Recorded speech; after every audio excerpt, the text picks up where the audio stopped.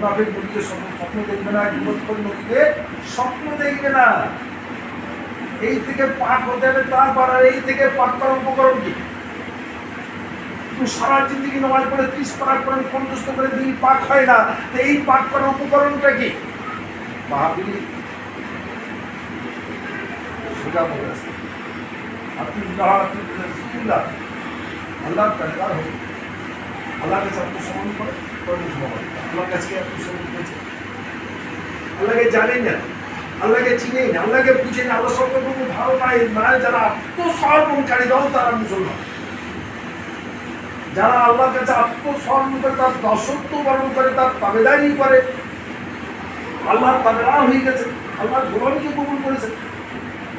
সে দুনিয়ার গোলাম নয়, অর্থের গোলাম নয়, প্রতিভার গোলাম নয়, স্ত্রীপুত্রের গোলাম নয়, রাজনীতির গোলাম নয়, কোনো রাজনীতির নেতার গোলামি করে না। এই গোলামি করে আল্লাহর গোলাম। এরা কোন দল দলে যাবে না, এই আল্লাহর দল, হিজবুল্লাহ, এই আল্লাহর দল। কি কোনো নেতার পিছনে ঘুরবে না, কেন?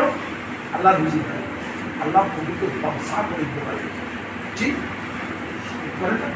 মূর্খকে মহাপণ্ডিত বানাতে পারে, হ্যাঁ, মৃত্যুকে জীবন্ত করতে পারে, সৃষ্টি করছেন মহাপ্রলয় করে দিতে পারে, নীলকে সিংহাসনে দিয়ে বসে দিতে পারে। তুমি আমার আল্লাহ। তাহলে আমি যদি হিজবুল্লাহ আল্লাহর দল হয়ে, তাহলে আমি কোনো নেতার পিছনে দেবো না। নেতার পিছনে কেন করে মানুষ রুটি রুটির মালিক যদি নেতা হয়, সেটা কি ইমান হবে? এটাকে আকিদা হবে? তাহলে আমার মতো চুলওয়ালা দাড়িওয়ালা লোক কখনো কোনো নেতার পিছনে ধরবে না। কারণ আমি নবী, আমি আল্লাহর দল, আমি নবীর দল। আমি কখনো দুনিয়ার রাজনীতি নেতার পিছনে ধরবো না। নেতারা আমার পিছনে কিন্তু ঠিক যেমন এখানে এমএলএ মন্ত্রী যারা আছে বসে থাকে,